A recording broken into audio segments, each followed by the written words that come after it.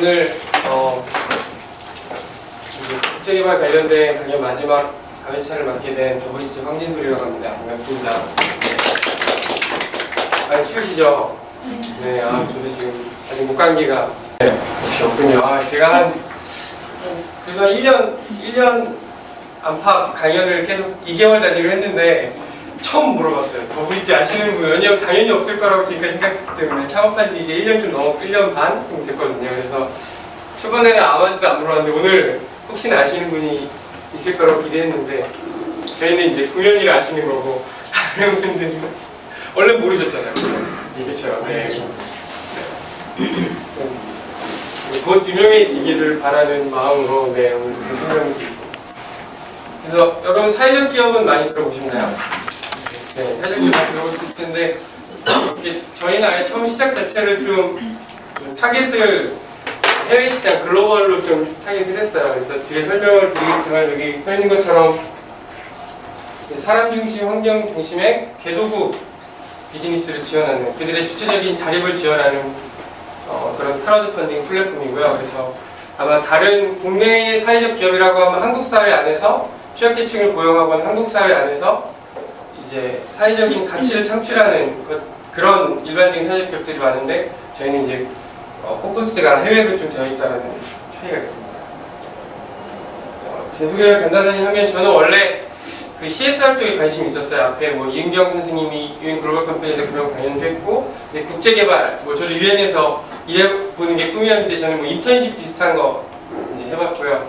그리고 이제 석사 마치고 저는 기후변화랑 지속가능 경영 컨설팅 쪽을 좀 하다가 1년 반 전에 이제 더블리치 창업을 하게 됐습니다.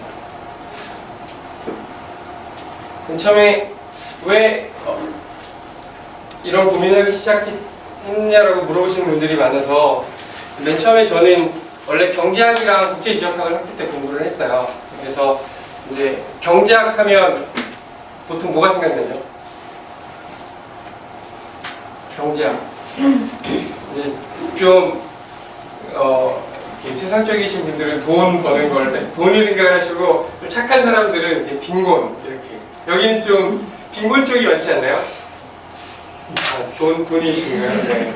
돈이실 수도 있잖아요. 그리고 국제정치, 국제개발하면 뭐 생각나세요?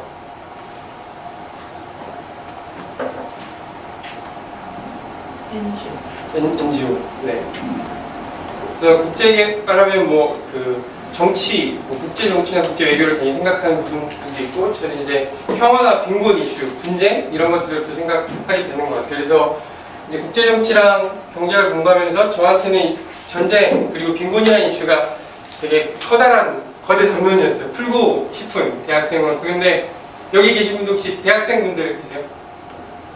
그러면 다 대학 졸업하신, 이제 국제개발 관심을 가질 직장인이시거나 여기 오신 분들이 이제 이직을 생각하시고 준비하시는 분들도 좀 많이 있더라고요. 근데 이제 학부 때 이런 고민을 하면서 이게 고민거리가 생겼는데 이걸 풀 답이 없는 거예요. 너무 내가 부족하고 초라하니까. 그래서 이제 저도 NGO 활동 같은 거, 이게 뭐 하는 거냐면 대학교 한 1학년 때인가? 그 팔레스타인 평화연대라고 있어요, 한국에. 그래서 그때 이제 이스라엘 팔레스타인 요즘 분쟁 막 심한데, 이제 팔레스타인 평화연대 사람들이, 한국 사람들이 모여갖고 이스라엘 대사관 앞에 가서 일주일에 한 번씩 시위를 했어요. 팔레스타인의 평화. 아무것도 모르고, 원래 이거 메가폰 들고 맨날 제가 했던 건 아니고, 이거 원래 간사님들이 하는 거고, 저는 이제 자원봉사 인턴이잖아요. 근데 그 간사님이 사진 찍어준다고 이러고, 나중에 찍어놓으면 쓸 데가 있을 거야. 그래가지고 잠깐 이거 이렇게 자꾸 하는 척 하는 거였는데 진짜 쓸 데가 이게 생겼네요. 네. 그리고 이때는 여기 있는 분이, 여러분이 아시는 분이지, 누군 것 같아요? 이은경. 네, 그 발표했죠. 여기 이제 UN 글로벌 컴퍼니 같이 인턴 한 7년 됐나? 네, 같이 인턴으로 시작했어요. 제가 한 2주 선배예요. 근데 지금 이제 팀장님이 계시죠. 예. 그때 이제 주철기 대사님이라고, 지금은 청와대 안보수석으로 가 계신 분이 이제 사무국장으로 계셨고, 그래서 이런 활동들을 대학교 때 하면서 보냈어요. 근데 왜 그런 빈곤과 전쟁이라는 게 일어났을까라고 했을 때 저는 이제 근본적으로 그게 인간의 이기심 때문이라는 생각을 했어요. 그래서 뭐 저는 인간이 이기적이다라는 것에 모든 사람들이 부정할 수는 없을 것 같아요. 근데 이제 문제는 여기 표현된 이제 극단적인 이기주의, 왜곡된 이기심이 저는 이 세상을 빈곤과 전쟁으로 몰아넣는 이유라고 생각을 하게 됐습니다. 그래서 기업이 이제 극단적인 이기주의로 넘어가면 이제 뭐 기업의 궁극적인 목적은 이윤을 극대화시키는 거죠. 하지만 이윤만을 추구하다 보면 이제 부작용, 사회적으로 뭐 인권이나 뭐 노동 기준이라든지 환경적인 부작용들을 나타낼 수 있겠죠. 그래서 그런 부분들이 결국은 인간의 이기심으로부터 시작되는 것이 아닌가. 그래서 그것들을 바꿔내기 위한 노력이 결국 인식의 변화였는데 이제 기업 측면에서는 CSR, 기업의 사회적 책임이 저에게는 굉장히 매력적이었어요. 기업이 브랜딩, 어떻게 보면 스스로를 브랜딩하면서 그리고 고객들을 모으면서 이윤을 추구하면서 한편으로는 사회적으로 긍정적인 가치를 만들어내는 거. 그래서 이제 이런 유엔 글로벌 컴퍼니에서 일을 하게 됐고요. 이것들이 조금 발전돼서 이제 사회적 경제, 요즘에 많이 얘기가 되잖아요. 조금 더 적극적으로 이제 사회적 기업이라는 것이 아예 생겨나고 사회적 경제 안에 이런 빈곤과 전쟁, 거대담는 얘기하지만 사회적인 부작용들을 축소시키기 위한 노력들이 시작되고 있는 거죠. 그래서 저는 이 사회적 경제 중에서도 사회적 금융 쪽에 조금 더 관심을 갖게 됐어요. 그래서 금융이라고 하면 어떻게 돈이 좀 선한 곳으로 흘러가게 할 수 있을까라는 것이 제 목적이었고, 선한 곳으로 흘러가게 하기 위해서 근본적으로 인간의 인식들을 어떻게 바꿔낼 수 있을까라는 고민을 하게 되었습니다. 아직도 굉장히 추상적이죠. 그래서 이런 전쟁과 빈곤을 보면서 결국 왜곡된 인간의 이기심, 욕망이라고 부르는 것이 사회 구조적인 타락을 가져왔고, 수많은 죄 없는 어린 목숨들이 죽어가는 것들을 보면서 과연 이 세상에 내가 꿈꾸는 그런 공존과 상생 가능한가를 고민하게 되었습니다. 그러다가 이제 이런 추상적인 생각들이 좀 더 구체화되는 때가 왔어요. 이게 이제 2007년에 유엔 헤드쿼터가 뉴욕에 있거든요. 거기에 이제 구경 갔어요. 방문 계획으로. 그래서 들어갔는데 거기에서 이런 도표를 봤어요. 이게 뭐냐면 제가 이제 찍어온 거라 좀 이렇게 사진이라 그런데 이제 전 세계 군비 사용량과 그리고 이제 사람을 살리기 위해 우리가 사용하는 예산이 비교되어 있는 도표예요. 그래서 이 역삼각형 전체가 이제 오버스탠딩 웨폰 해가지고 전 세계 군비 사용량인데 2007년 당시 약 780빌리언 달러, 800조 원 정도가 전 세계 군비 사용량이었어요. 그리고 밑에 이렇게 작게 슬라이스 돼 있는 것들은 이제 우리가 직면한 이제 글로벌 이슈, 예를 들면 뭐 말라리아, 뭐 에이즈 같은 질병이나 뭐 여성 인권, 그리고 기후 변화, 뭐 등등의 것들을 해결하기 위해서 우리가 사용하는 예산, 전 세계의 예산들인 거죠. 그래서 이 단면이 보여주는 게 우리가 누군가를 군비 사용량이라고 하면 여러분은 어떤 생각이 먼저 드세요? 군비라고 하면 그쵸, 전쟁. 근데 어떤 방면 생각을 하면 나를 지키기 위한 도구라고 생각을 할 수 있어요. 그게 맞는 말일 수도 있고 어떻게 틀릴 수도 있고. 근데 지금 말씀하신 것처럼 어떻게 보면 누군가를 죽이기 위한 도구일 수도 있는 거죠. 결국 군비라는 것은. 그래서 조금 더 부정적으로 군비를 보면, 이 그래프를 보면 우리가 다른 사람들을 신뢰하지 못해서 누군가를 죽이기 위해 사용하는 비용이 누군가를 어떤 사람들의 생명을 살리기 위한 비용보다 한 2배 이상 큰 거죠. 그래서 이걸 딱 보고 저는 되게 충격을 받았어요. 저는 약간 성선설을 믿는 사람. 여기 앉아계신 분들이 대부분 착해 보이시지만 근데 우리 안에 이렇게 선과 악이 다 있잖아요. 근데 저는 선이 더 크다라고 항상 생각하는 좀 그런 사람이거든요. 이걸 보고 그렇지 않구나 라는 생각을 한 거예요. 특히 이 군비 사용량의 많은 부분을 이렇게 사람을 살리는 데 쓴다면 이 세상이 훨씬 더 좋아질 수 있을 텐데, 우리가 왜곡된 나를, 그러니까 저는 이기심은 내가 잘 되는 건데 왜곡된 이기심은 나만 잘 되는 거고 내 가족만, 내 국가만 그렇게 되는 거죠. 다른 것들을 보지 않는. 그렇게 되면 결국은 저 빨간색의 파이가 커질 수밖에 없거든요.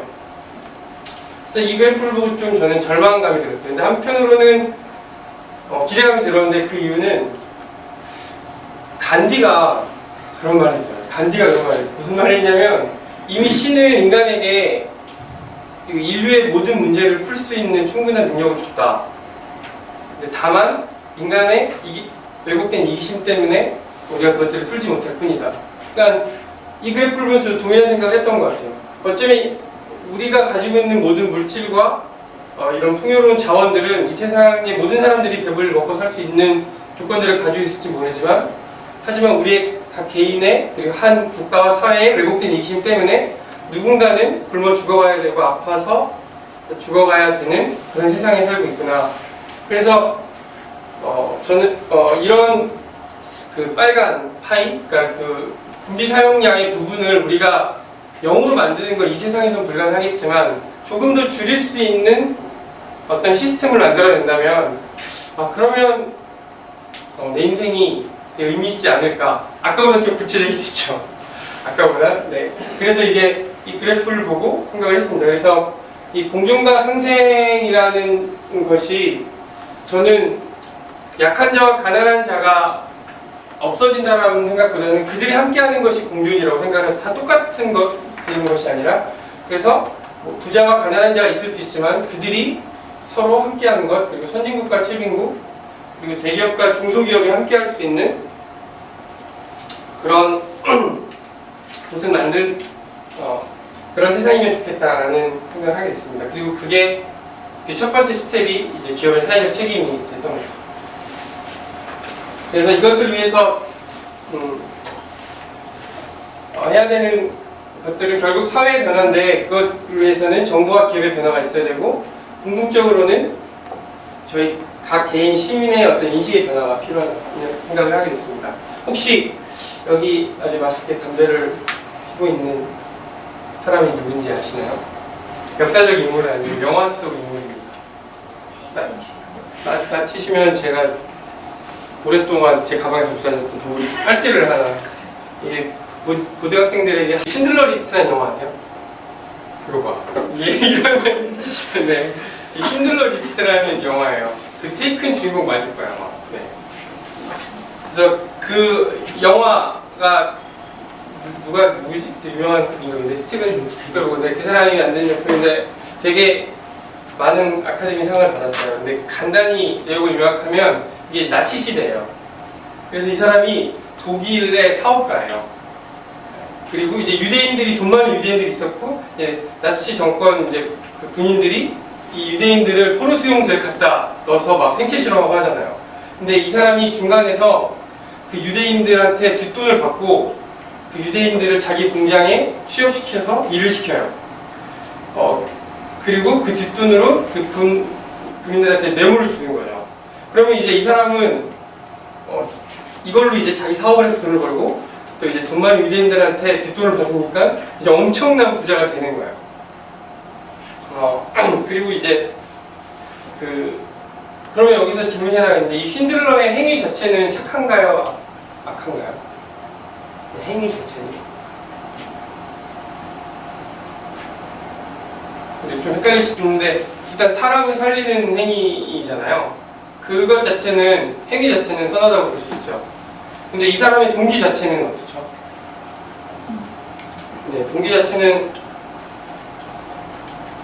자기의 사리사욕을 위한 거기 때문에 당연히 악한 거겠죠. 그러니까 여기서 이제 쉰들러의 이제 아까 앞에서 말했던 우리 안에 성과 악이 이제 대립을 하기 시작을 하는 거죠. 쉰들러가 처음에는 그냥 악한 돈을 말리고 벌기 위한 사람이었는데, 남을 구하다 보니까 이 유대인들이 쉰들러한테 엄청 고마워하는 거예요. 그래서 영화 동반부로 가면 갈수록 쉰들러가 정체성에 혼란이 오기 시작을 해요. 그래서 마지막에 가면 갈수록 무언가 자기 양심의 소리를 듣게 되고, 그리고 자기의 전 재산을 털어서 유대인 한 사람을 더 살리기 위해서 최선을 다하게 돼요. 그리고 마지막에는 그럼에도 불구하고 살릴 수 없는 유대인을 보면서 눈물을 흘리면서 영화가 끝나요. 그러니까 정말 악한 모습으로 시작했던 쉰들러가 마지막에는 그 내면의 어떤 갈등 구조 속에 성이 이기는 걸로 해피엔딩으로 영화가 끝나는 거죠. 근데 이 영화를 제가 대학교 1년에 본 것 같은데 저한테 되게 큰 인사이트였어요. 그러니까 이 세상의 구도가 아까 그 파이 거꾸로 역삼각형처럼 굉장히 어두워 보이고 한데 어딘가에 또 선이 있고 그 선들이 움직이는 거예요. 그래서 저는 이 신들러의 마음의 변화를 보면서 이게 기업이 될 수도 있지 않을까? 라는 생각을 처음 했었던 것 같아요. 그러니까 기업이 목적 자체가 이윤의 극대화잖아요. 그거는 뭐 명확하잖아요. 그 뭐 꼭 나쁜 것만은 아니지만 그것만이 목적이 됐을 때는 부작용이 일어날 수 있죠. 근데 기업의 사회적 책임이라는 당근이 던져진 거죠. 솔직히 CSR 활동하면서 정말 기업이 착해서 CSR 활동하는 기업이 몇 개나 될까요, 이 세상에? 저는 많지 않을 것 같거든요. 물론 CEO의 의지가 정말 건강한 사람도 있겠지만 그렇지 않은 기업들도 많은 것 같아요. 하지만 기업의 어떤 가치를 더 많은 장기적인 수익을 위해서 그렇게 CSR 활동을 하는 거죠. 그렇지만 그 활동들을 통해서 저는 기업도 하나의 법 인격으로서 그리고 사람들이 구성원으로 들어가 있는 조직으로서 또 변화 가능하다고 생각을 하거든요. 뭐 그냥 막 나무를 심고 연탄을 나르지만 그 안에서 변화들이 일어나고. 그래서 저는 CSR 활동이 한편으로는 부정적이었지만 한편으로는 신들러와 같은 변화를 가져올 수 있다는 생각을 하게 됐던 것 같아요. 그래서 제가 맨 처음에 했었던 일은 이제 석사를 마치고 이제 기후변화, 이제 환경이나 온실가스 저감이 굉장히 중요한 이슈로 사회에 대두돼서 이것들을 가지고 어떻게 기업이 사회적 책임을 지면서 개발도상국의 지속가능한 발전을 가져올 수 있을까. 근데 그런 아이템이 이제 탄소 배출권이라는 게 있더라고요. 그래서 저한테는 정말 최고의 아이템, 이 세상을 구할 수 있는 온실가스를 줄이고 기업은 돈을 벌고 개발도상국은 발전하게 되는. 네, 한번 보여드릴게요. 영상이 하나 있어서. 근데 이걸 짧게 줄여가지고 잘 이해하실 수 있겠는데. 네. Sa una noche, una abeja me luchó contigo.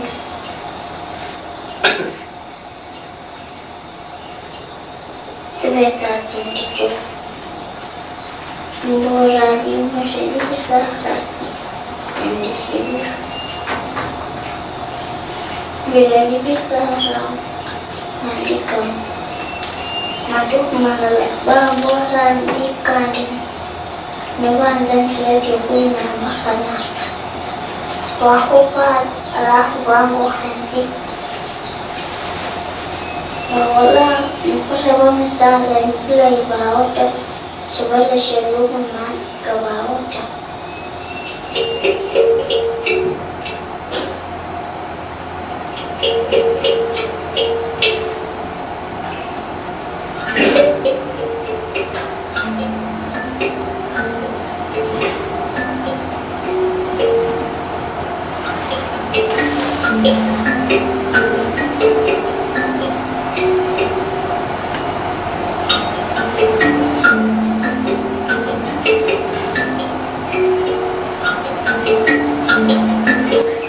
Water has to be boiled in every home. They boil water to drink. How do they boil the water? Firewood. Where's the firewood coming from? Trees. The children who grow up now, they see the big trees, but they don't realize that this was part of a very big forest.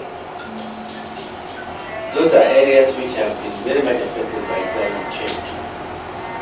And of course, that can lead to health aspects. The most common problem is that there is water problem.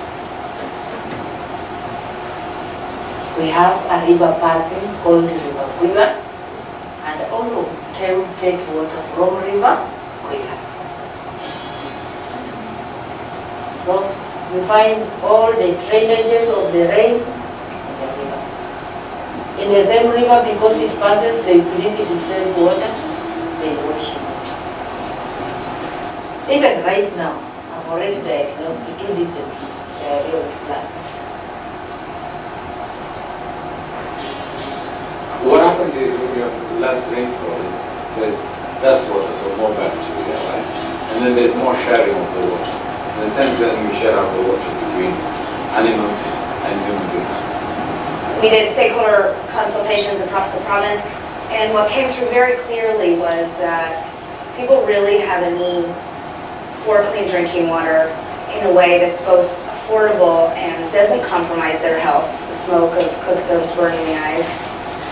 So Carbon for Water is a campaign where 4,000 health workers and another 4,000 drivers go door to door and visit 900,000 homes. In those homes we will install the LifeStraw that filters water, and as a result the need for boiling water is no longer there. Bringing carbon finance to this sort of project is really revolutionary. Carbon credits have paid for the water filters and it's paid for the implementation of the project. And without that, we simply would not have seen it on the scale that we have done. We are freeing up cash internationally because we generate emission reduction. There is very rigorous monitoring and auditing involved. We're actually not paid a cent until we have documented very clearly how much water was filtered, by how many people, how often. Traditionally, carbon finance has been used to reduce emissions from large, what we call single point sources, such as power stations in one place, or a big cement factory. The difference here is that you have thousands, in fact hundreds of thousands of small interventions in people's households. And each small intervention together makes a very, very significant emission reduction. This project will reduce CO2 by 2 million tons per year. That in itself makes it one of the biggest carbon reduction projects in the world.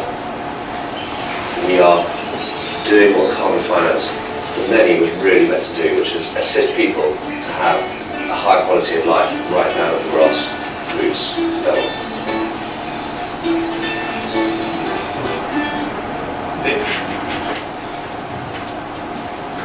원래 이게 음악이 되게 티나는 음악이 깔려요. 이 음악이 잘 나가요. 좀 이해가 가시나요? 이 음악? 네. 그러니까 간단히 다시 한번 설명드리면 이제 개도국에서 온실가스를 그러니까 유엔에서 이제 온실가스를 줄이면 그 줄인 만큼을 보고하면 그 줄인 만큼 이제 탄소 배출권이라는 게 이제 이슈가 이제 발행이 돼요. 그러면 그것을 주식처럼 사법할 수 있는 탄소 시장이 있거든요. 그래서 이제 개발당국에서 그것들을 할 수 있도록 유엔에서 제도를 만들어서 아까 라이프스트로 적정 기술 다 아시잖아요. 이걸 쓰면 기존에 나무를 뗄 때 발생되어진 온실가스가 감축되니까 이제 그것들을 이제 계산을 해서 유엔에 보고를 하는 거죠. 그러니까 그런 것들을 이제 계산하고 뭐 보고서 쓰고 이런 이제 일들을 원래 컨설팅에서 있을 때 했었던 거죠. 그래서 그럼 이 사람들은 깨끗한 물을 마실 수 있고 이 라이프스트로를 보급한 베스가드 프란센이라는 이거는 되게 큰 그 글로벌 사실 기업이에요. 유럽의 스위스에 있는 유엔의 물자 조달하는 라이프스트로 같은 거. 여기는 돈을 벌고 그래서 1년 이게 200억 규모로 여기 나왔는지 모르겠는데 200억이 투자가 됐어요. 그래서 90만 가구에 가정용 라이프스트로가 들어갔어요. 한 가구에 4명이면 360만 명한테 뿌려지는 거예요. 그래서 1년 동안에 200억이 투자됐는데 1년 동안에 그 탄소 배출권 수익으로 들어온 수익이 150억이에요. 근데 탄소 배출권은 최소 10년 동안 발행이 돼요. 그러니까 그게 모니터링해서 얼마큼 온실가스가 줄어들었다는 건 보고가 되면 그러면 1년 반 만에 원금 회수가 되고 수익이 나는 거죠. 그러면 이 기업도 좋고 거기도 좋고 그래서 이제 그런 사업들인데 이 사업이 이제 굉장히 이제 좀 센세이셔널한 반응을 일으켰죠. 월드뱅크, ADB 이런 데서 막 2011년에 있었던 사업인데 11년 11월에 보고서에 쓰고 그랬는데 이런 사업이 이제 그 탄소 시장 전체 퍼센테이지의 몇 프로나 될 것 같아요? 1% 미만이시라고 합니다. 이런 사업은 거의 없어요. 이거는 정말 최고의 케이스고 잘 만들었고 그리고 이게 몇 년 동안 지속됐는지조차 잘 모르겠어요. 왜냐면 모니터링이 안 되면 행복해 보이는 건 맞지만 아까 그런 역사를 한번 돌아보면 이것이 꼭 그냥 행복한 것인가 행복한 게 전부인가라는 생각을 하게 되는 것 같아요. 커피를 마시자 이슈가 아니라 한 번쯤은 그런 이슈에 대해서 생각해보면 좋겠다라는 이 사진을 넣었습니다. 그리고 이제 다시 그런 가난을 회복하기 위해, 빈곤을 회복하기 위해서 ODA, 기존에 들었던 CSR, 그리고 기부, 뭐 이런 활동들을 병을 주고 이제 약을 주고 있는 거죠, 어떻게 보면. 그래서 과연 이런 것들이 지속 가능한가? 그리고 정말 참된 공존과 상생을 위한 것인가를 여러분들이 좀 고민해봤으면 좋겠습니다. 특히 제가 항상 마지막에 강연을 한다고 고집을 해요. 왜냐면 앞에 강의하셨던 분들의 것을 제가 이제 하나하나씩 이제 재단하면서 이제 그렇기 때문에 더블리치가 하고 있는 것이 가장 아름답다 이렇게 마무리를 꾸준하게 짓는 게 항상 저는 마지막에. 왜냐면 이런 것들을 이제 여러분들이 다 앞에서 들으셨기 때문에 그 부작용도 그 장단점을 다 아실 것 같아서 훨씬 더 얘기하기 좋을 것 같아요. 그래서 이제 하나씩 재단을 해볼까요? 이제 ODA는 저는 그냥 단점만 얘기할게요. 장점은 아시겠지만 탑다운 형식으로 많이 진행이 돼요. 지금은 이제 수혜국의 니드를 듣고 도와주기도 많이 하지만 현지 니드가 충분히 반영되기가 힘든 부분이 있는 것 같아요. 또 선진국의 어떤 거대 자금과 개도국의 그 정치권의 어떤 부패라고 말하기 그렇고 뒷돈을 주고 뭐 그런 상황들이 자꾸 생기잖아요. 그런 게 굉장히 심하고 그러다 보니까 이제 받는 사람들은 자립 의존도가 상대적으로 높아질 수밖에 없는 거예요. 그래서 돈을 받는 사람들이 ODA 사업을 하다 보면 갑이 돼요. 더 많이 돈을 주는 NGO나 정부 기관과 나는 일을 하겠다. 그거 안 주려면 가. 이런 식이 되어버려요. 특히 캄보디아 같은 경우는 이러한 NGO들의 천국이라고 하더라고요. 너무 많이 들어가고 너무 많이 도와줘서 뭐 라이프스트로 주면 한 번 쓰고 버리면 여기서 또 주고 우불 파주면 맞고 여기 또 파주고 네. 중복 투자. 그래서 그 ODA 할 때 제가 그거 하나 되게 재밌는 예화가 있는 게 저는 그게 생각이 나더라고요. 혹시 뭐 여기 교회 다니시는 분도 있고 안 다니시는 분도 있겠지만 다윗과 골리앗 아시잖아요. 근데 다윗과 골리앗이 딱 싸울 때 다윗이 이렇게 돌팔매라고 이렇게 조그만 거 돌려가지고 딱 골리앗을 눕히거든요. 덩치 큰.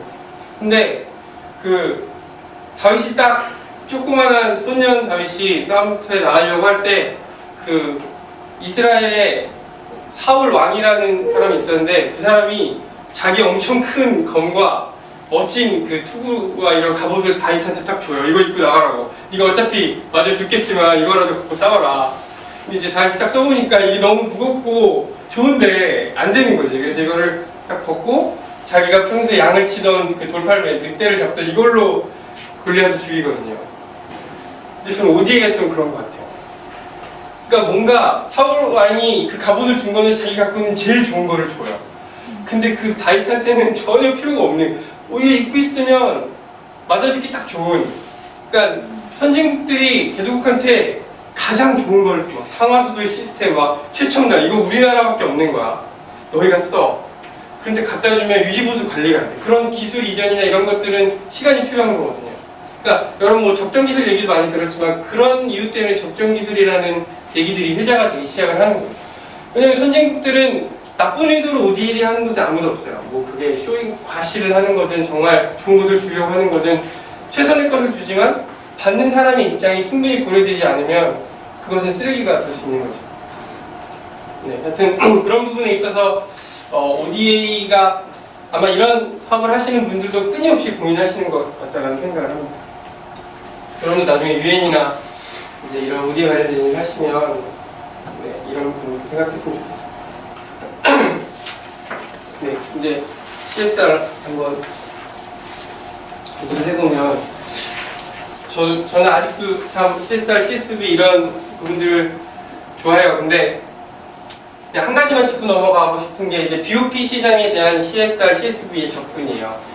그 BOP 시장 들어보셨나요? 그 바텀 오브 피라미드 이렇게 해가지고 이제 피라미드가 있는데 제일 가난한 사람들이 많고 부자인 사람들은 점점 적잖아요. 이제 그거에서 $2 미만으로 살아가는 최빈 정말 빈곤한 사람들이 제일 밑에 바텀에 있는 거죠. 근데 요즘에는 이게 이제 개도국 시장이겠죠. 이 시장이 뜨고 있어요. 왜냐면 한국이나 이런 데는 이제 모든 것이 다 포화가 됐잖아요. 너무나 과열된 경쟁과 웬만한 거 가지고는 승산이 없는, 창업해도 너무 어려운 그런데 개도국에는 구매력은 되게 떨어져요. 왜냐면 사람들이 GDP가 떨어지니까. 근데 1달러, 2달러밖에 없는데 바트목이 필요한데 밑에 사람들이 제일 많잖아요. 그러니까 박리다매인 거예요. 싼 값에 많이 팔면 그래도 돈을 벌 수 있는 시장이 개도국 시장인 거예요. 그래서 요즘에 그 저가 중고 휴대폰, 아프리카에 뭐 전기도 제대로 없는데 휴대폰을 다 쓰고 있는 아프리카가 많이 있거든요. 그게 이제 그런 이유인 거예요. 아프리카 사람들도 그런 것들에 대한 니드가 있고 대신에 저렴한 저가로 많이 파는 거죠. 그게 꼭 나쁜 것만은 아닌데, 근데 이제 한 가지 생각해보면 좋은 게, 과연 그런 식으로 그 BOP 시장이라고 말하는 곳이 저변이 확대되면 되는 것이 올바른 방향인가, 개발 협력에 있어서. 그러니까 그 말은 이제 기업들은 그 어떻게 보면 2달러, 3달러밖에 없는 그 돈을 수익원으로 삼기 위해서 저가 상품들을 계속 만들어내겠죠. 그리고 그 사람들이 그것들을 구매하도록 만들겠죠. 근데 이 사람들이 그런 것들을 구매하고 더 이상 살 수 있는 돈이 없으면 또 다른 곳으로 이제 타깃을 또 잡겠죠. 이제 그러니까 어떻게 보면 정말 이 사람들의 삶이 발전되길 바라기보다는 일단 이 사람들에게 돈을 버는 목적이 먼저 큰 거예요. 그러니까 여기서 제가 드리고 싶은 얘기는, 기업이 정말 BOP 시장을 지속 가능하게 이 안에 수익을 얻고 싶다면 이 사람들이 어떤 기술적인 능력이나 그리고 스스로의 삶을 영위할 수 있는, 자립할 수 있는 수준과 같이 성장을 해야 되는데, 그게 아니라 그냥 일방적으로 물건을 파는 것에 집중되어 있으면 이 BOP 시장은 언젠가는 사라질 수밖에 없는, 그러니까 성장하는 게 아니라 정말 극단적으로 표현하면 단물을 빨아먹고 먹을 게 없으면 뱉어버리는. 저는 지금 만약에 통일시대가 열려도 비슷할 것 같거든요. 그러니까 대기업들이 들어가서 저렴한 노동력을 그리고 자원들을 사용해서 뭔가 사업을 하겠죠. 근데 그 땅은 금방 황폐화 되겠죠. 그렇기 때문에 통일의 시대를 위해서 지금 정말 그 북한이라는 땅과 함께 자립할 수 있는 시스템이 준비가 되지 않으면 통일이 낙관적이지 않는 것처럼 이런 BOP 시장도 현지인들의 자립이 전제가 되지 않은 어떤 CSR, CSV 사업은 장기적으로는 되게 위험할 수밖에 없다. 여기는 이제 다 좋은 신문 기사이긴 해요.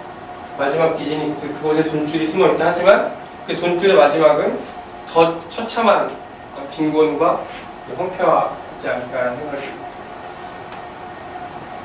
그리고 이제 저희 더블리지는 임팩트 기부라는 기부의 형태를 가지고 있는 회사인데, 기부는 과연 투명한가?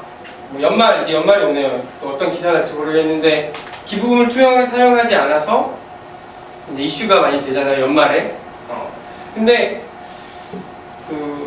여러분 보통 기부단체들이 어느 정도 커미션을 수수료를 뜰 것 같아요, 이렇게 기부금을 받으면.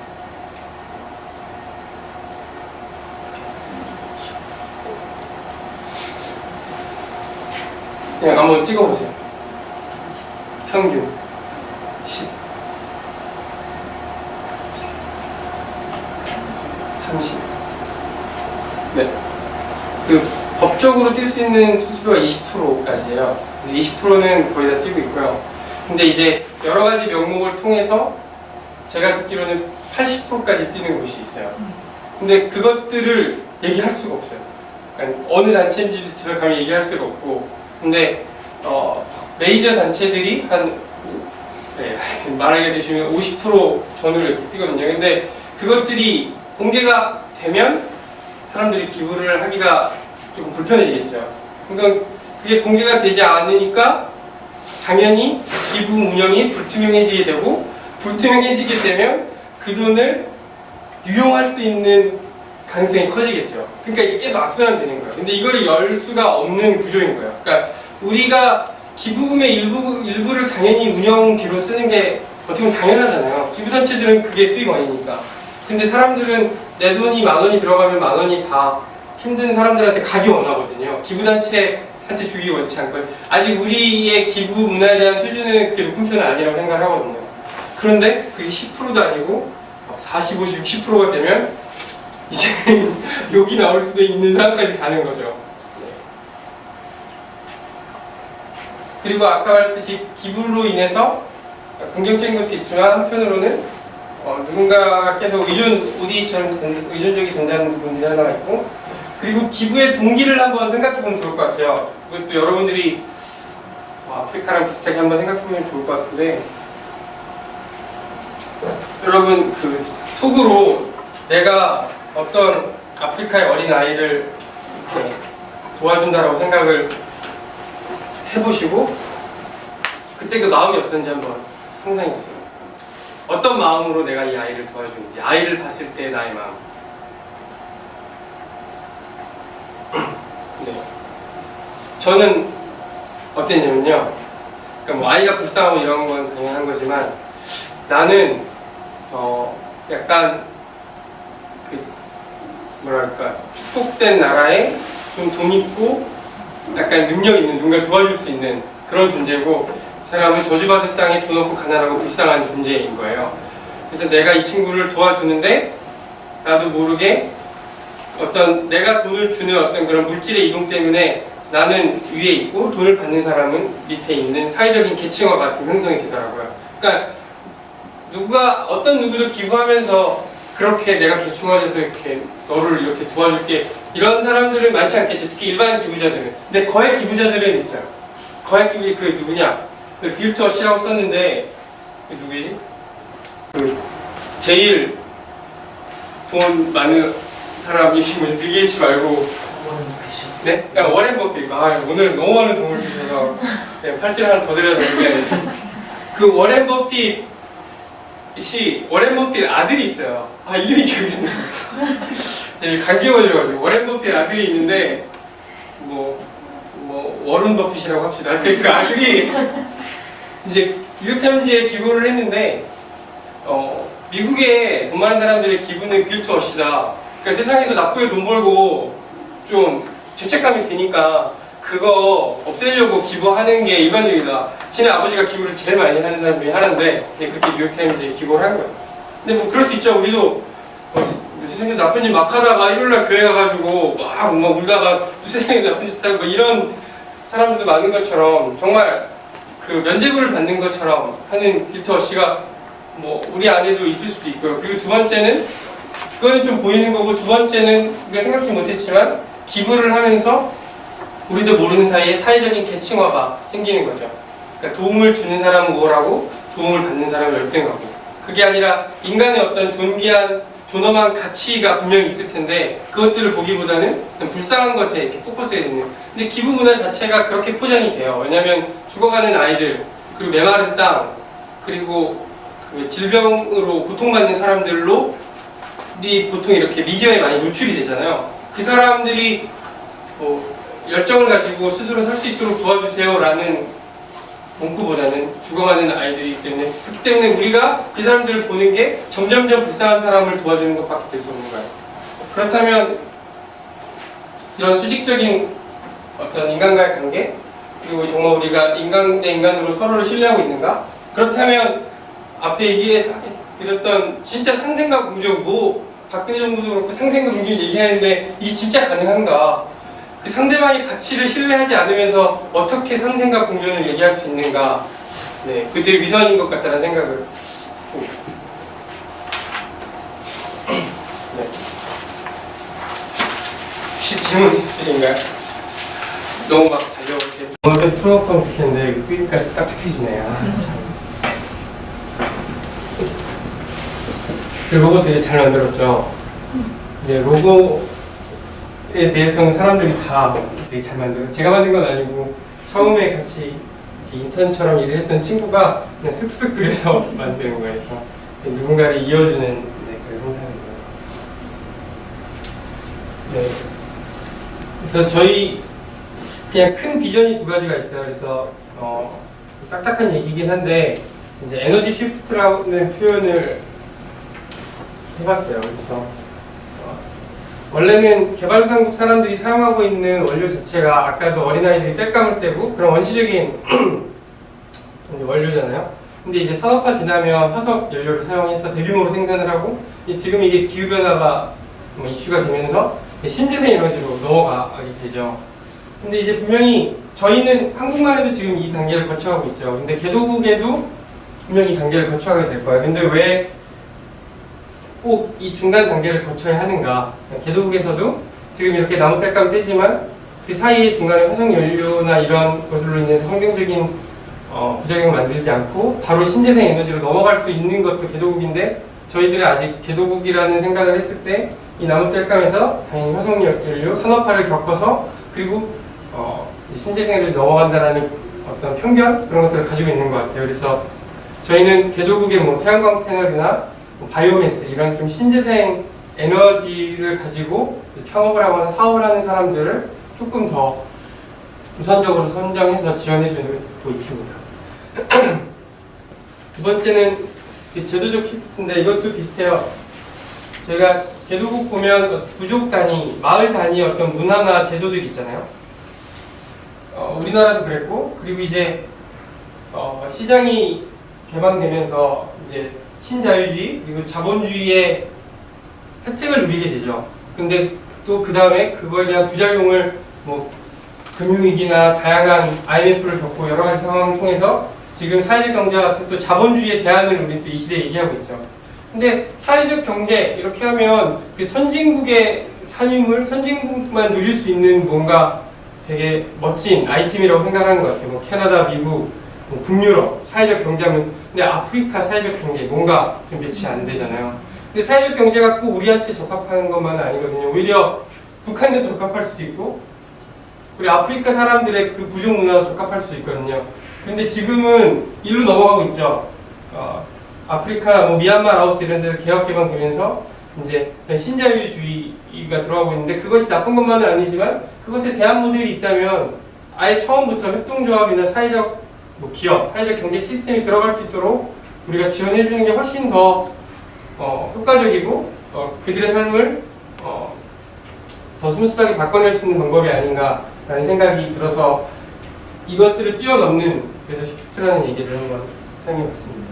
그래서 크게는 이런 자본주의에 대한의 모델 개도국이지만 사회적 경제나 그리고 어떤 신재생 에너지를 사용하는 사업들이면 저희는 조금 더 선호해서 지원해주는 편입니다. 그래서 이건 아까 보시는 말씀드렸던 것과 같이 이제 기부자와 수혜자 사이에 그런 괴리감들이 있는 것 같아요. 기부자들은 요즘에는 과연 내가 돕는 이런 사람들이 있는데 뭐 밑빠진 독에 물 붓는 거 아닌가? 계속 내가 정말 저 사람을 도와줘야 하는가? 뭐 이런 단어들에 대한 의구심이 들기 시작하고 수혜자 입장에서는 이 사람들이 이제 한국에 유학 온 개도국 공무원들이에요. 근데 제가 되게 이 사업을 해야겠다라고 결심한 그리고 되게 큰 위로를 확신을 받았던 순간인데 제가 이제 이 WTN 소개를 쭉 끝나고 이 개도국 사람들한테 피드백을 받게 됐어요. 그러니까 한국 사람들은 좋다, 네가 하고자 하는 게 뭐 사회적 경제 금융이 좋은데 과연 개도국 사람들은 이걸 어떻게 받아들일까 너무 궁금했던 거예요. 근데 평가할 시간이 있다고 왔는데 이 친구들이 강의 끝나고 되게 좋은 피드백을 저에게 줬어요. 근데 왜 너희는 이렇게 좋게 평가를 하냐라고 하니까 뒤에 조금 더 잘 설명을 하겠지만 ODA나 다양한 지원금들이 항상 우리를 너무 불쌍하게만 보는 것 같아요. 이 친구들은 공무원들이기 때문에 가난한 친구들이 아니거든요. 근데 자기의 나라가 그냥 불쌍하게만 인식되는 것에 대한 불편함들이 있었던 거예요. 근데 너희는 우리의 가치를 보고 도와준다는 것이 되게 고마웠다. 아니면 이제 미국 같은 곳은 미국은 오일먼이라고 하나 오일캐시라고 하나 그래서 중동 쪽에 많이 투자를 했잖아요. 그리고 아프리카는 어디가 투자를 했을까요? 아프리카는 중국 자원에 비해서 엄청 쏟아붓거든요. 근데 아프리카 사람들이랑 중동 사람들이 알아요. 얘네들이 진짜 우리를 도와주려고 하는 게 아니라 돈 벌려고 투자하는 거구나. 그렇기 때문에 도움은 받지만 필요하니까 하지만 마음이 편하진 않은 거예요. 그러니까 이 친구들이 그런 말을 하더라고요. 너는 돈을 벌려고 하는 것도 아니고 어쨌든 돈 벌 마무리입니다. 하여튼 하는 것도 아니고 그리고 우리가 그냥 불쌍해서 도와주는 것도 아니고 그래서 이런 무능력하고 그냥 불쌍한 존재라는 인식을 받는 것. 탈북자, 한국에 온 탈북자 친구들도 자기들이 그런 취급받는 것에 대해서 되게 자존심 상해하거든요. 그래서 이런 이슈들의 괴리감이 있었습니다. 그래서 이런 기부에 조금 새로운 것을 더했으면 좋겠다라는 것에 이제 기부와 자립이라는 아이템들을 좀 엮어봤어요. 아주 신선한 그런 용어는 아니죠. 자립이라는 단어가 너무 일반적인 단어지만 이제 기부금을 좀 자립에 쓸 수 있도록 포커스해서 돕는 거. 그래서 기부자들은 그냥 밑빠진 독에 물 붓는 게 아니라 그들이 자립을 해서 스스로 언젠가는 더 이상 도와주는 게 필요 없는, 그래서 기부자들의 만족감을 조금 높아질 수 있고, 그리고 현지 사람들은 항상 의존적으로 살아가는 것이 아니라 자립의지가 높아지고 스스로의 자존감이 회복되는 거, 이게 가장 큰 어떤 자립의 효과인 것 같습니다. 그래서 저희는 임팩트 기부라는 용어를 만들었어요. 그래서 임팩트 투자는 그 재무적 수익이랑 사회적 가치가 동시에 창출되는 거예요. 일반적인 투자는 어떤 사회적 가치는 고려하지 않고 어떤 재무적인 것만 고려하잖아요. 근데 저희는 임팩트 기부라는 용어를 만들었는데, 이 임팩트 기부란 것은 경제적인 수익이 없이 사회적 가치만을 우선시하는 거예요. 조금 더 기부에 가깝기 때문에 임팩트 기부라는 얘기를 했습니다. 그래서 지원하는 사람들도 자립의지가 있고, 그리고 도와주고자 하는 사람들도 기부자와 투자자 사이에서 지속 가능성을 추구하는 그런 기부자들. 그래서 저희가 임팩트 기부는 기부와 투자의 중간이에요. 그 말은 개도국 사람들이 이제 자립 비즈니스 모델이 있으면 그것을 저희한테 비즈니스 사업 제안서를 보내요. 그러면 저희가 그것을 선정을 해서 저 웹 플랫폼에 올립니다. 그 크라우드 펀딩 플랫폼에. 그럼 사람들이 그걸 보고 기부를 해서 그 돈을 모아서 저희가 개도국 사람들에게 전달을 합니다. 수수료 전달을 하고, 이 사람들은 자립을 해서 자립한 만큼 돈을 갚는 거예요. 그래서 돈을 갚되 이자가 없어요. 이자가 빵프예요. 그래서 목표는 원금을 다 갚는 게 목표인 거예요. 근데 만약에 자립을 잘 못해서 70%만 자립했다. 그럼 70만 갚는 거예요. 그거는 자립률에 따라서. 그리고 이 사람들은 그 자립률에 따라서 다시 자기가 기부했던 돈을 기부자들은 환급을 받고, 그 환급된 돈을 가지고 다시 다른 곳에 다른 프로젝트에 기부할 수 있는, 그래서 기부금이 좀 선순환될 수 있는 그런 구도를 만들었습니다. 그래서 기부도 아니고 투자도 아니에요. 기부는 100% 다 주는 게 기부고, 투자는 100을 주면 120이 와야 투자인데, 이거는 100을 주고 한 80만 받고, 이게 그럼 뭐야? 기부야 투자야? 뭔지 잘 모르겠어요. 그래서 지금에는 어떻게 보면 존재하지 않는 어떤 금융 상품인 거죠, 어떤. 근데 아까 말한 것처럼 이런 모델을 만든 가장 큰 이유는, 기부를 하게 되면 그냥 그 사람이 늘 불쌍하고 도움을 받는 사람이라는 인식을 갖게 되고 계층화가 되고, 투자를 하게 되면 투자는 되게 좋아요. 이 사람의 가치를 보고 돈을 주는 거거든요. 그래서 동등한데, 문제는 투자의 궁극적인 목적이 사람이 아니라 돈을 버는 데 목적이 있어요.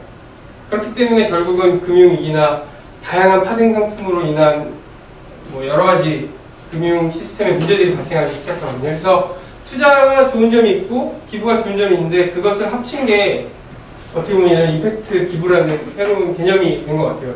그래서 가끔 정부 지원 사업 같은데 PT를 하면 심사위원들이 되게 힘들어요. 그래서 니네가 기부하겠다는 거야, 투자하겠다는 거야. 그래서 그것의 중간입니다. 그 중간이 뭐야? 어중간하잖아. 어중간한 게 저희 어떻게 보면 그 경쟁력인데, 그걸 이해를 못 해주더라고요. 사회적 기업인데 그걸 이해 못해. 사회적 기업이 얼마나 어중간해요? 그 기업이야, 인주야?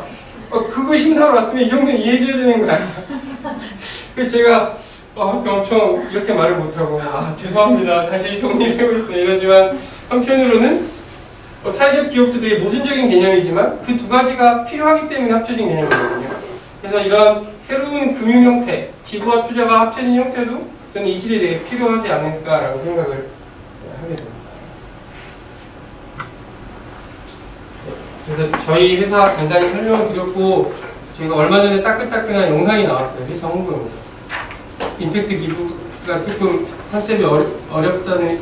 Why do we call helping the rich as investment, but helping the poor as cost? It's a quote from the former president of Brazil, Lula. Although donation is a necessary social investment to tackle poverty, it indeed sounds unfamiliar to call donation an investment, for it doesn't make financial returns. Is it really impossible to combine the concept of donation and investment? The Bridges Impact Donation originated from this question. Then, how does impact donation work? First, go through the stories and social impacts of each project in developing countries on the website. Then, make an impact donation on the project you like through the means of crowdfunding. 100% of the funds raised through impact donation are given to the local entrepreneurs without commission. Then, the local entrepreneurs initiate their business for self-reliance and repay the principal according to the rate of self-reliance. A portion of the repayment is returned to donors as impact points, and those points can be donated to other projects, expanding the virtuous cycle of donation. Another portion of repayment is used as the operating fund for the bridge. Through this approach, the bridge pursues to be a global social enterprise, which grows together with self-reliance of developing countries. Not only that, the cash flow of each project is transparently open to the public on the website. Social impacts generated from the donations are analyzed and reported in impact sharing reports to the donors. Impact donation for a smart view. Amazing changes of the world begin from you. Casting a new light on donation. The value of togetherness. The bridge. 네. 정말 좋죠. 네. 영어로 하니까 뭐 있어 보이잖아요. 우리는 영어로 만들었지. 네, 있어 보이려고 만들었고요. 네. 네. 그리고 두 번째는 저희 이제 기부하시는 페이지가 한영어로 돼 있어요. 그래서 이제 영미권 국가에서 페이팔로 결제가 가능하거든요. 그러니까 한국 분들이 메인이지만 한 10% 정도는 지금 해외에서 하기 때문에 이제 두 쪽을 다 보여줄 수 있는 영상을 한 번에 만들자. 그래서 이제 이렇게 됐어요. 네. 근데 오히려 좀 네, 좋은 있어 보이는 것 같아요. 네. 좀 잘 이해가 되셨는지 모르겠는데 뒤에 좀 더 설명을 드리도록 하겠습니다. 그래서 그런 개발도상 현지인들의 구체적인 자립을 위한 도네이션에 저희는 좀 포커스를 집중하고 있고, 그리고 지금까지 진행했던 사업들이에요. 여기 말고 조금 더 추가가 됐는데 개발도상국 기업가들의 꿈을 응원합니다. 그래서 뭐 미얀마, 그리고 뭐 라오스, 가나, 르완다, 그래서 동남아시아와 아프리카에 좀 중점적으로 많이 지원을 하고 있고요. 그리고 국내에는 난민이나 외국인 노동자, 그리고 탈북자, 그러니까 국내에서 개도국에서 왔다라고 우리가 분류할 수 있는 사람들까지는 저희가 지원을 하고 있습니다. 여기 중간중간에 동그란 색깔이 있는 거는 각 그 프로젝트가 창출한 사회적 임팩트를 비율로 나타낸 거예요. 그래서 뭐 고용, 환경, 뭐 부분들이 에너지 이런 부분들이 있고요. 그래서 저희가 조금 뒤에 설명하겠지만 그 사회적인 가치를 분석하는 그 방법론이 있어요. 그 툴이 있어서 그걸 가지고 각 비즈니스가 창출된 사회적 가치를 분석해서 기부자들에게 알려주는 것을 하고 있어요. 지금 진행 중인 프로젝트는 이렇게 그 르완다 여성이 당근 농장 하고 있는 거 하나고요. 그리고 이제 국내 첫 번째 프로젝트인데 이제 탈북 청년들이 이제 커피숍에서 고용되어서 일하는 경우는 많은데 자기네들이 그 주주가 돼서 출자를 해서 아예 커피숍을 창업을 했어요. 그래서 이제 그런 사업을 저희가 지금 지원을 하고 있습니다. 여러분들도 많이 해주셔야 돼요. 나중에 이렇게 더블리치 페이스북과 저희 페이지에 좋아요를 눌러주시면 감사하겠습니다. 그리고 이거는 아까 말했던 그 당근 사업인데요. 여기가 이제 뭐 자리밀이 85%를 하면 예를 들어 뭐 10,000원을 기부했는데 8,500원, 85%가 리턴이 된 거고, 그리고 여기에 나온 거는 그 10,000원이 창출된 사회적 가치. 저희가 경제적 가치로 창출된 사회적 가치를 경제적 가치로 환산하는 툴이 있거든요. 그래서 10,000원이 창출된 사회적 가치는 이 프로젝트에 각각 이만큼이다 라는 것을 알려주게 됩니다.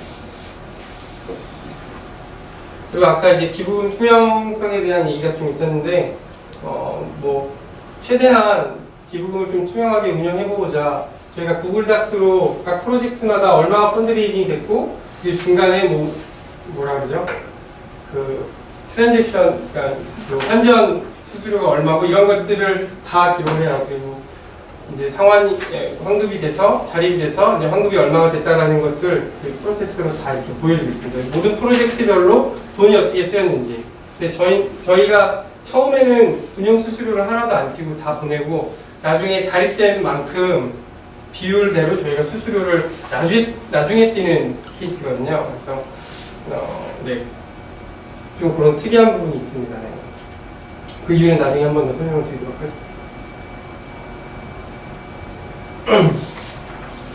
그리고 이제 기업 마케팅 같은 경우는 제가 이제 크라우드 펀딩 베이스로 운영을 하고 있는데, 크라우드 펀딩으로 한 가장 큰 이유는 시민 주도라는 거예요. 그러니까 국제개발협력 사업이 정부나 아니면 아주 큰 대기업 중심으로 뭐 CSR 사회공헌 형식으로 들어가지만 시민 주도로 되는 경우는 많지 않거든요. 우리가 대형 NGO에 뭐 후원금을 정기후원을 내거나 하는 형태가 있긴 하지만 어떻게 보면 굉장히 수동적인 입장이잖아요. 뭔가 내가 개발협력 사업을 한다고 생각하기보다 NGO가 하는 걸 도와주는 거.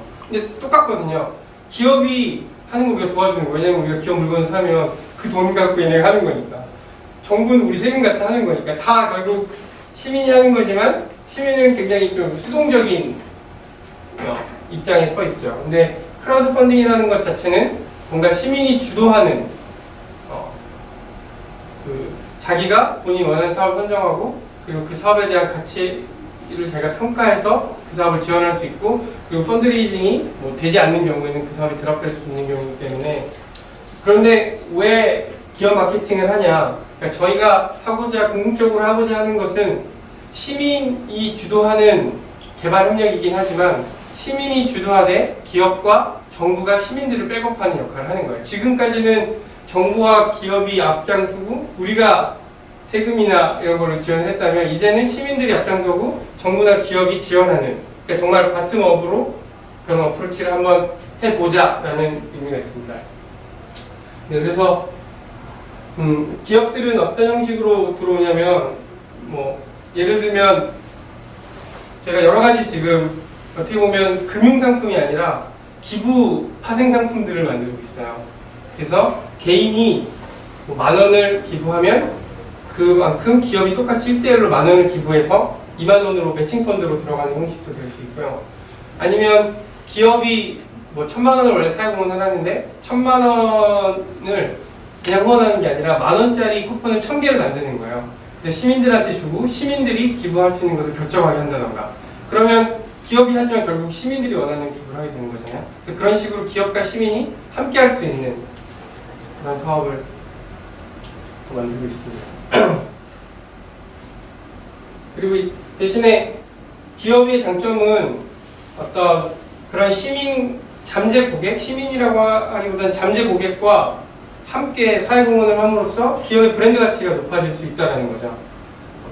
그러면 그 시민들한테는 이 기업이 좋은 일을 한다는 것이 인식이 되고, 만약에 시민의 쿠폰으로 이 기업 한 사람이 기부를 하면 이게 자립이 돼서 다시 돌아오면 또 그 기업이 준 쿠폰을 가지고 다시 또 다른 데 기부하면서 계속 기업은 노출 효과가 일어나게 되잖아요. 그러니까 기업 쪽에서는 그런 효과를 극대화시킬 수 있고, 시민은 자기 돈은 아니지만 이런 기업을 통해서 그런 좋은 일을 할 수 있고, 그리고 사회적 가치 평가를 해서 기업한테 알려주면 기업은 그 CSR 보고서, 이은경 선생님이 얘기하셨겠지만 그런 CSR 보고서 그냥 넣으면 돼요.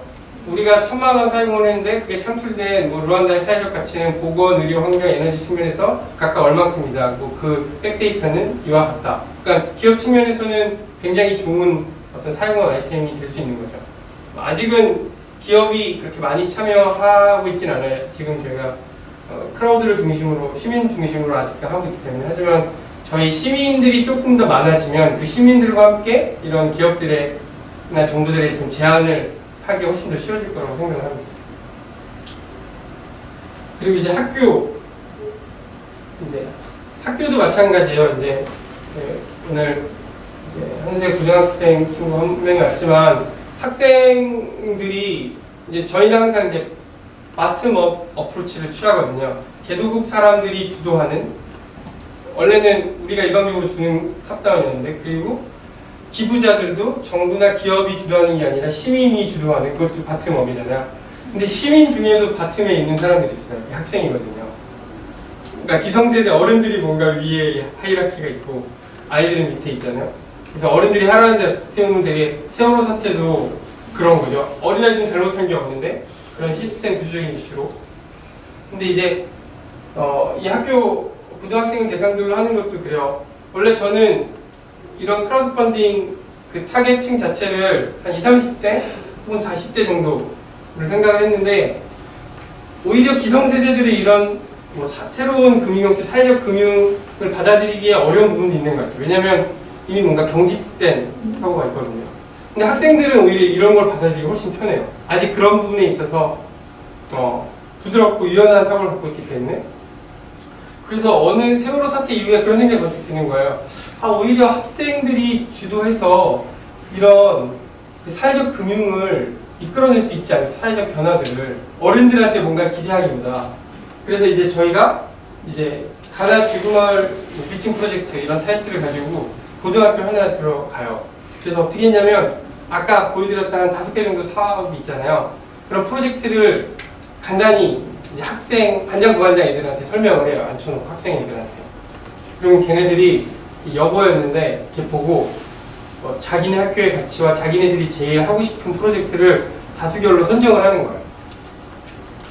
그러니까 기존에는 뭐 북한에 빵 보내기 합시다, 저금통 모아오세요 이런 식의 되게 수동적인 입장이었다면 이제는 아이들이 좀 더 주체적으로 프로젝트를 선정을 하는 거죠. 그래서 선정한 게 그 가나 여성들이 바구니 만드는 프로젝트였거든요. 여고고 뭔가 여성으로서의 동질감과 그리고 엄마들이 가나에 자입했을 때 그 자녀들이 또 빈곤의 이슈에서 아동 교육에 연관이 되는 게 마음에 와닿나 봐요. 그래서 이 프로젝트를 하겠다라고 하고 제가 오늘 설명드렸던 이런 세계시민 관련된 이슈들을 아이들한테 한 3회 정도 교육을 하고 그리고 아이들이 이제 반에 돌아가서 반장, 부반장들이 직접 이제 펀드레이징을 하는 거죠. 그게 뭐 SNS를 통한 홍보도 되게 큰 펀드레이징이 효과를 돈보다 더 가치 있는 효과를 가져올 수도 있고 뭐 부모님을 통해서 하는 친구들 혹은 저금통을 통해서 하는 친구들 등등이 돼가지고 학생들이 주도해서 이런 사업들이 진행이 됐습니다. 네.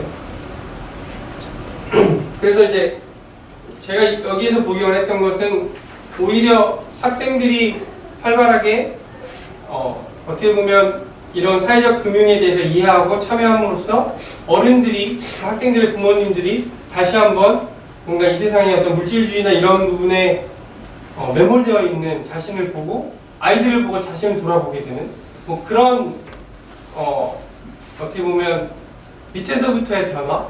오히려 저는 그게 더 가능성이 있는 것 같아요. 지금 기성세대들을 뭔가 바꿔내고 막 이러기보다는 지금 기성세대들 중에 이런 것들을 할 수 있는 사람들이 함께 해주고 오히려 큰 자금을 모을 수 없는 학생들일지 모르지만 그 학생들이 주도적으로 이런 것들을 해주고 학생들이 그런 것들을 하는 것에 대해서 저는 오히려 기업들이 훨씬 더 많은 지원들을 해줄 수 있을 것 같아요. 그래서 지금 학교와 함께 그리고 학교와 기업이 이렇게 연계돼서 할 수 있는 프로젝트들을 계속 기획을 하고 있습니다. 그리고 이제 내년에는 몇 개의 이제 고등학교와 이제 대학교 동아리들이랑 같이 이런 것들을 하려고 지금 얘기가 됩니다. 저희 경쟁 서비스 이제 미국의 키바라는 데와 뭐 유럽의 마스코라는 데가 있는데 뭐 이거는 그냥 생략하도록 하겠습니다. 그래서 저희 사회적 임팩트 분석을 어떻게 하냐 되게 궁금해하시는 분들이 있어요. 그래서 이거는 SROI라는 툴이 있어요. ROI는 Return on Investment이라고 원래 그 투자 수익률 평가하는 재무 툴이 있거든요. 거기에 S, 소셜을 붙인 거예요. SROI. 그래서 SROI라는 툴의 국제개발 협력 지표를 저희가 좀 통합하고 섞어가지고 나름대로 이런 사회적 가치를 분석하는 툴을 뭐 개발한 거죠. 수정 보완해서 개발한 거고 예를 들어 뭐 라이프 스토어 같은 정수기 사업이다. 그러면 뭐 수익성 질병, 온실가스 저감 아까 본 이런 효과들이 있고 관련된 지표가 있고 예를 들어 수인성 질병률이 감소되면 얼마큼 감소됐는지에 대한 지표가 있겠고 그러면 이거를 경제적 가치로 환산하기 위해서 대용치가 필요해요. 그러면 그 1인당 원래 수인성 질병으로 사용했던 의료비가 얼마냐 이런 대용치를 중간에 넣어서 이 보건 분야에 있어서는 창출된 사회적 가치가 얼마큼이다 라고 저희가 선정을 합니다. 그래서 SROI가 11이라고 하는 것은 제가 10,000원을 투자했을 때 약 11만 원의 사회적 가치가 창출이 된다라는 거죠. 그래서 임팩트 기부라는 것은 금전적인 가치는 없어요. 0이거나 마이너스거나. 하지만 사회적 가치는 돈을 받지 못한 사회적 가치는 저희가 명확하게 분석을 해서 기부자들에게 알려주는 거. 그래서 뭔가 우리가 계속 지금 흐름 자체가 어떻게 선한 자본이 이끌어낼 것인가, 정말 돈이 사람의 가치를 나누고 정말 그 물질이 이 세상의 모든 것들을 평가할 수 있는 기준인가. 근데 그것들에 대한 어떤 역행하는 수단으로서 사회적 가치를 경제적 가치로 환산을 해서 사람들한테 얘기해주고, 경제적 가치는 아니지만 당신이 만들어낸 사회적 가치가 이렇게 될 수 있다는 것을 보여주는 거죠. 그래서 여기 제가 다른 곳 준비했는데, 저희 이제 여러 프로젝트에 후원을 하시면 그 프로젝트마다 창출된 사회적 가치들이 이렇게 쌓여요. 뭐 마이페이지 같은 거 있잖아요. 로그인하고 들어가면 마이페이지 딱 누르면 뭐 가나에 얼만큼, 뭐 무슨 나라에 얼만큼, 그래서 세계 지도가 딱 나오고 거기에 맞게 자기가 창출된 사회적 가치들이 눈에 딱 보여. 그러면 되게 뭔가 흐뭇하겠죠. 아직까지 연말 정산은 안 되고 내년부터는 될 텐데 그 기부 처리가 안 되더라도 연말에 저는 제가 창업했으니까 열심히 기부를 했겠죠. 그 자리에서. 그런 것들이 구축되어지고 있습니다.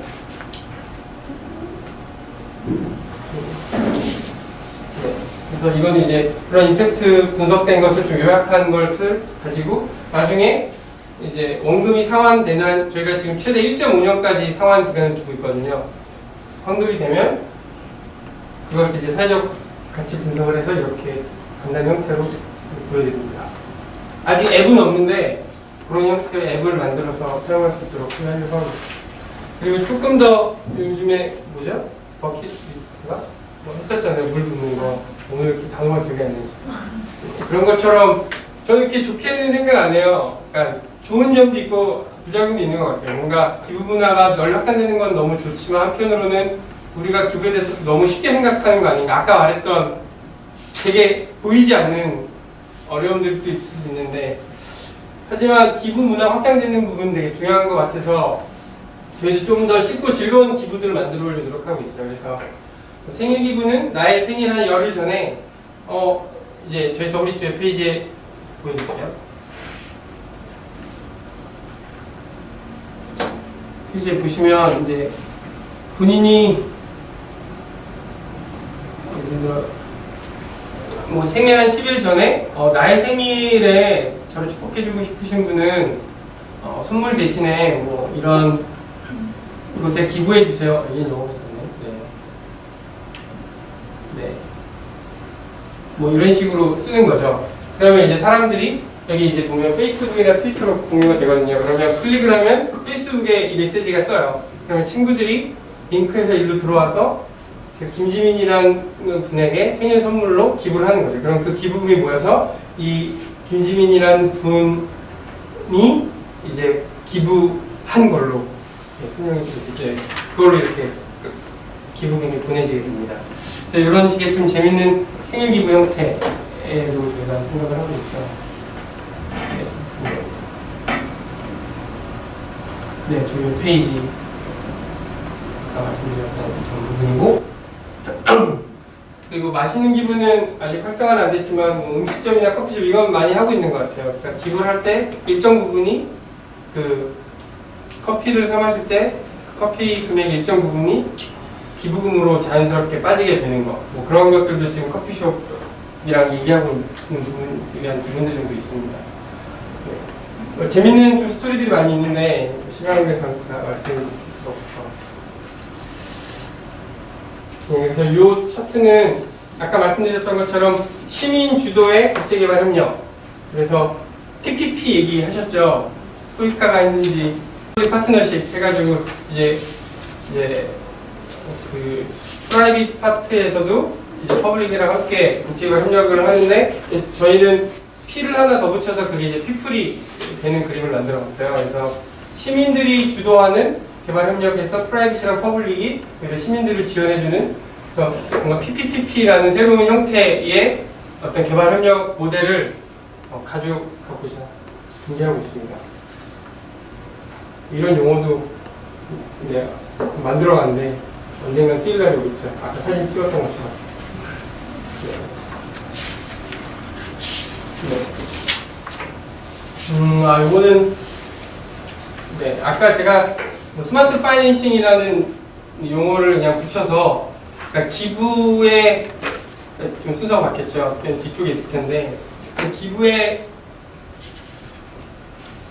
뭐 새로운 상품들, 그러니까 기존에는 그냥 기부했다면 정부나 기업이랑 같이 매칭 펀드를 구성해서 하는 그런 다양한 형태의 펀드를 지금 구성하고 있어서 저희는 첫 번째 스테이지는 임팩트 도네이션으로 수익이 0이거나 마이너스인 걸로 봤지만 정말 현지인들이 자립을 해서 추가 수익이 생길 만한 좋은 비즈니스로 안정이 된다. 그럼 그때는 임팩트 투자로 넘어갈 생각입니다.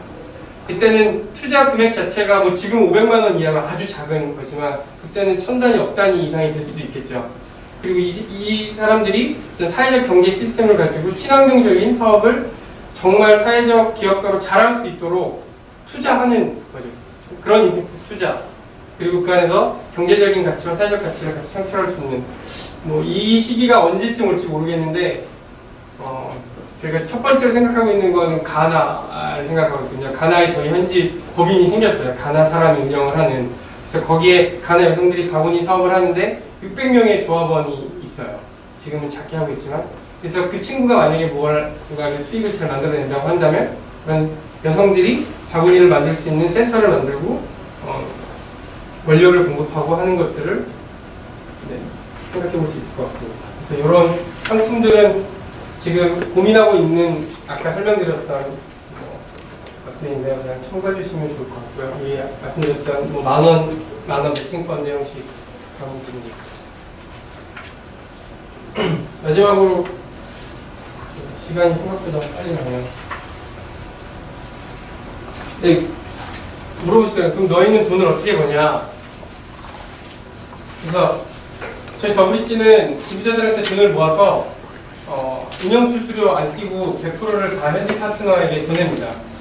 그러면 현지 파트너가 현지 기업가에게 돈을 줘서 이 사람들이 자립을 하면 아까 말한 것처럼 자립한 만큼 돈을 상환하게 되죠. 그래서 100을 줬는데 80을 환급을 하면 그 80 중에 저희가 지금은 50을 수익으로 갖고 아니 80 중에 반 40을 수익으로 갖고 나머지 40을 기부자에게 돌려줍니다. 그럼 그 기부자는 40을 갖고 다른 데에 기부할 수 있고 저희는 운영비가 40이 되는 거예요. 근데 여기서 어떤 생각이 드세요? 40을 저희가 여기서 기부자들이 할 때 보통 수수료를 띄고 보내잖아요. 근데 저희는 자립한 다음에 자립률의 반을 저희가 수익으로 가져가거든요. 그게 많다고 생각하시는 분, 적다고 생각하시는 분,